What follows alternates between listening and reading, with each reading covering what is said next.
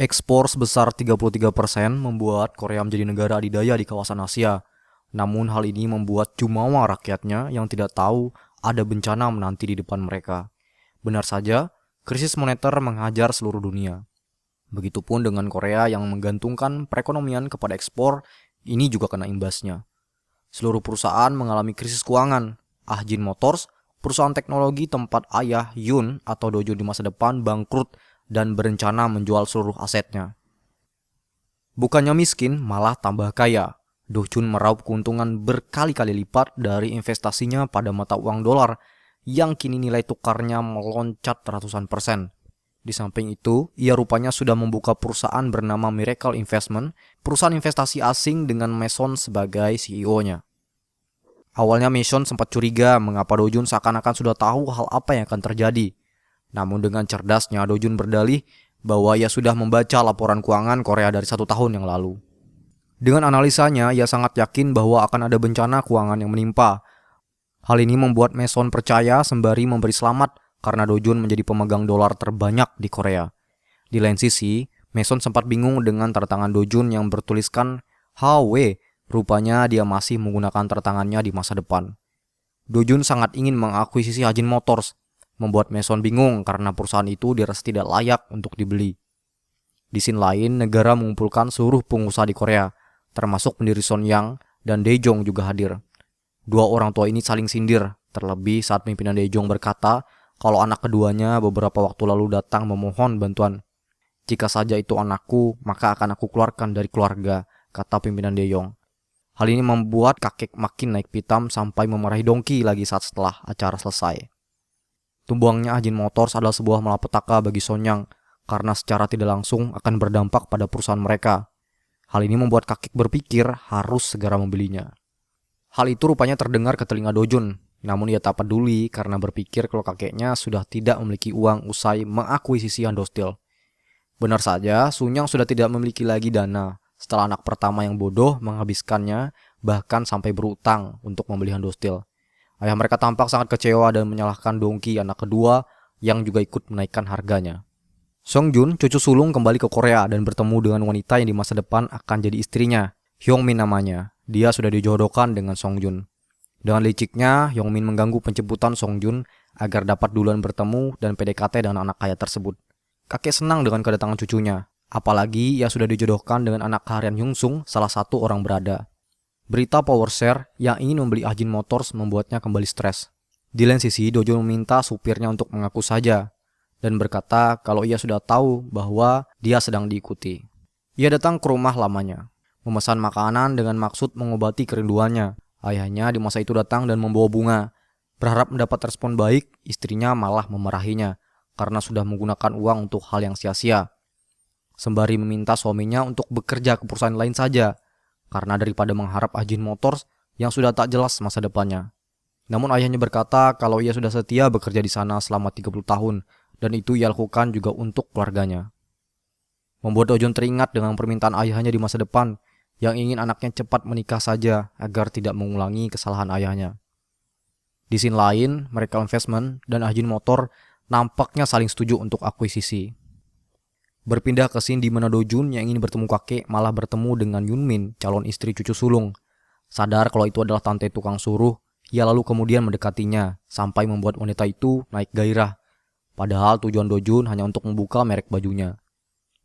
Tante ganjen ini lalu tertarik dengannya, apalagi setelah tahu kalau pria di depannya itu baru saja menjadi miliarder. Seluruh Korea bekerja sama menyumbang emas mereka demi mempertahankan negara, termasuk ibu Do Chun dan seluruh mantu lainnya agar dapat menaikkan popularitas Sonyang lewat mantu artisnya. Kakek meminta Do Chun untuk menjauhi Mason yang seringkali mengacaukan urusannya. Do Chun pura-pura tidak tahu, padahal ialah orang di balik ini semua. Do Chun bertanya, kenapa kakeknya tidak ingin mengakuisisi perusahaan beserta seluruh karyawan sebelumnya. Kakek berkata, saat membesarkan pelayan, kita tidak boleh memberikan fasilitas yang mewah, agar mereka tidak balik berpikir kalau merekalah yang menjikannya. Artinya seluruh karyawan Ahjin akan di-PHK. Hal inilah yang membuat Do Chun tidak ingin kakeknya yang membeli Ahjin Motors. Media memberitakan kalau Miracle Investment adalah perusahaan asing membuat warga Korea demo menolak akuisisinya terhadap Ajin Motors. Dojun panik mencari Mason sampai-sampai melupakan janjinya untuk bertemu Somin. Rupanya ini adalah rencana Sonyang dan harian Hyung Sung agar bisa mendapatkan Ajin Motors dengan mudah. Dojun dan Mason berdebat karena harapannya untuk membeli Ajin Motors akan sirna, membuat Mason curiga apa motif Dojun sebenarnya. Keduanya memutuskan untuk pisah setelah melalui pertengkaran hebat. Dengan putus asa, Dojun pergi menemui kakeknya untuk mengaku kalau dialah dalangnya.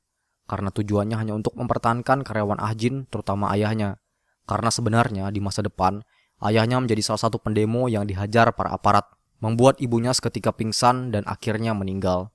Dojun berpikir jika ia dapat mempertahankan pekerjaan ayahnya di masa itu, maka ibunya akan tetap hidup. Rupanya kakek tidak ada di rumahnya. Ia sedang di rumah presiden untuk menyampaikan keinginannya membeli Ajin Motors. Namun pimpinan Daejong punya kekuasaan terhadap presiden, membuat presiden meminta keduanya untuk bergabung jika ingin membeli Ajin. Tentu saja kakek menolak untuk bekerja sama dengan orang licik itu. Hal ini membuat Dojun lega dan pergi berbaikan dengan Mason untuk bersama-sama memikirkan solusi lain untuk akuisisi itu. Mason akhirnya membantu Sonyang untuk kembali membeli Ajin Motors dengan syarat karyawannya tetap harus dipertahankan. Presiden pun setuju dengan pembelian tunggal Sonyang karena bujukan kakek untuk menjadikan Ajin dan Sonyang menjadi perusahaan berskala global dalam upaya pemulihan ekonomi Korea. Rupanya ini semua adalah ide dan rencana Dojun. Sebagai imbalannya, Powershare mendapat saham Sonyang sebesar 17%. Dojun lalu pergi ke rumah ibunya dan berharap jika rencananya berhasil. Dan tujuan lainnya juga adalah untuk membeli warung kecil secara permanen untuk diberikan ke ibunya. Namun naas, meski sudah mengubah sejarah, ia tetap saja kehilangan ibunya. Lewat pemilik restoran ibunya, Dojun tahu jika penyebab kematian ibunya adalah karena bunuh diri. Tentu hal ini membuatnya sangat sedih. Meskipun sekarang ia sudah menjadi anak yang sukses, seperti yang ibunya inginkan dulu, tapi tetap saja ia masih gagal untuk membahagiakan ibunya. Hal ini membuatnya tak tahan dan menangis menyesal. Singkatnya, ia menemukan teka-teki penyebab ibunya bunuh diri, yang tak lain karena investasinya pada perusahaan Sonyang Life Insurance yang bangkrut dan membawa seluruh uang yang telah ia simpan selama ini. Dengan penuh kesal, Dojun mencari tahu penyebab kebangkrutan anak perusahaan Sonyang itu, namun malah secara tak sengaja bertemu Seo. Seo nampaknya kesal karena Dojun sudah ingkar janji padanya, lalu pergi meninggalkan Dojun meskipun cuaca sedang hujan. Dojun tak tinggal diam, ia berlari mengejar Seo dan memberikannya payung sambil berkata kalau dirinya salah dan tak pantas berada di samping Seo. Alhasil, Seo luluh dengan ucapan Dojun itu. Di scene lain, Dojun melihat laporan keuangan dan pergerakan saham Sonyang Life Insurance. Ia dan Mason kemudian sadar bahwa bangkrutnya perusahaan itu adalah karena manipulasi atau tindakan pencucian uang. Awalnya, Sonyang Life Insurance dipromosikan sebagai perusahaan bagus dan dijanjikan keuntungan berkali-kali lipat. Banyak warganya ikut bergabung termasuk ibunya. Di bursa saham, Keynos, perusahaan asing muncul membeli dan mengangkat harga saham Sonyang Life Insurance. Namun lalu balik menjualnya dengan tak kenal ampun, menghempaskan harga saham sampai pada titik terendah yang berakhir membuatnya bangkrut. Pergerakan ini dibaca Dojun sebagai manipulasi agar uang warga Seoul dapat diambil dengan tidak meninggalkan jejak apapun, sehingga Sonyang tidak menanggung akibat sedikit pun. Untuk memastikan itu, Dojun lalu pergi ke rumah kakeknya, dan benar saja, hal itu sesuai dugaannya. Kakeklah orang di balik bangkrutnya Sonyang Life Insurance, atau secara tidak langsung, kakeklah orang yang menyebabkan ibunya bunuh diri. Jelas saja kemarahannya semakin memuncak. Namun untuk saat ini ia hanya bisa memendamnya. Hal ini makin membulatkan tekadnya untuk mengambil Sonyang seutuhnya dari kakek. Pada saat makan bersama, Songjun, cucu bermuka dua, dipuji oleh kakeknya. Anak ketiga mengatakan kalau Songjun cocok menjadi seorang politikus. Namun kakek langsung memotongnya dan tidak setuju karena politikus hanyalah orang-orang munafik. Bahkan ia sempat menyindir Chang Jae, suaminya yang masuk ke dalam dunia politik. Sontak anak ketiga naik pitam membela suaminya, sembari bersumpah jika suatu saat suaminya akan sukses sebagai seorang politikus. Beralih ke scene di mana kakek dan cucu sulungnya berkunjung ke tempat pembangunan kota baru Seoul. Sebentar lagi akan diadakan Piala Dunia tahun 2002. Pembangunannya masif akan terjadi di sana, dan ini menjadi kesempatan untuk perusahaan konstruksi Sonyang di bawah kendali Seongjung untuk ambil bagian. Di lain sisi, Dojun menyadari bahwa di masa depan, industri hiburan Korea akan mendunia. Maka dari itu, Piala Dunia 2002 adalah fondasi bagi dunia luar untuk mulai mengenali mereka. Hal ini membuat Dojun yakin untuk masuk ke dalam proyek itu. Namun sayang, mereka tidak memiliki perusahaan bidang konstruksi. Dojun lalu tertarik dengan Jaya Konstruksi, perusahaan yang diambang kebangkrutan karena korupsi masif para eksekutifnya. Mason pun lalu ditugaskan untuk mendekati Chang Jae, suami anak ketiga. Secara Chang Jae adalah jaksa yang punya wewenang di bidang hukum. Dengan segera, Jaya Konstruksi digeledah, yang menyebabkan seluruh eksekutifnya ditangkap. Dengan cara ini, Mason dan Dojun dapat membeli Jaya Konstruksi dengan cara yang sangat murah. Langkah selanjutnya bagi mereka adalah untuk memenangkan Chang Jae dalam pemilihan wali kota. Namun anak ketiga takut ayahnya mengetahui rencana itu. Secara ayahnya sudah memiliki calon wali kota yang akan ia dukung untuk memperlancar bisnisnya di proyek kota baru. Namun Mason menenangkannya dan berjanji akan menyimpan rahasia kerjasama mereka dari ayahnya. Melihat popularitas menantunya yang makin melambung tinggi, membuat kakek segera menelpon dan memarahi anaknya. Sontak saja hal itu membuat istri Chang Jae menangis dan tak mengerti kenapa ayahnya malah menjegal menantunya sendiri. Dojun lalu datang menasihati keduanya dan berkata kalau suaminya lah yang harus sendiri datang menemui mertuanya. Karena selama ini, Chang Jae hanya dianggap sebagai menantu yang hanya mengekor pada istrinya. Hal ini membuat Chang Jae percaya diri menemui ayah mertuanya. Di dalam sana, Chang Jae terlibat pembicaraan panjang. Bahkan ia sempat mengancam mertuanya dengan membuka kasus bangkrutnya perusahaan Sonyang Life Insurance. Hal ini tentu membuat takut mertuanya dan merelakan menantunya itu untuk menjadi wali kota. Singkatnya, Chang Jae menjadi wali kota Seoul. Kakek yang tak spesial pun membantu, menelpon dan memberi selamat kepada menantunya, dan yakin jika proyek pembangunan kota baru akan menjadi milik Sonyang. Songjung panik lalu menemui kakeknya, mengakui bahwa seluruh proyek pembangunan dimenangkan oleh Jaya Konstruksi.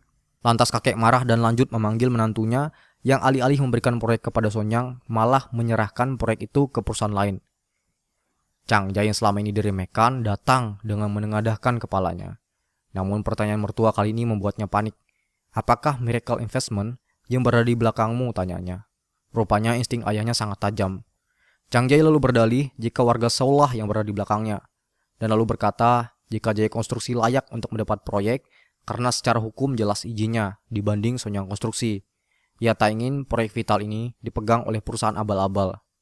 Chang Jae lalu menyudahi pembicaraan mereka dan mengatakan jika masih ingin lanjut berbicara, bisa datang ke kantornya di balai kota. Tante Girang, calon istri anak sulung, rupanya sudah menyelidiki Dojun, orang di balik perusahaan Miracle, dan memberitahunya kepada Songjun. Di scene lain, perusahaan Sonyang kali ini dengan licik menyogok para jaksa untuk segera memeriksa kasus suap Miracle pada saat memenangkan Chang Jae menjadi wali kota. Mason tak ada pilihan lain. Ia pun menemui Sonyang dan meminta untuk menyerahkan orang yang sesungguhnya di balik Miracle Investment. Dojun akhirnya mengakui bahwa dialah orang di balik Miracle, membuat kakeknya terkejut dan drama pun bersambung. Apa yang akan dilakukan kakek terhadap Dojun? Tunggu di episode selanjutnya.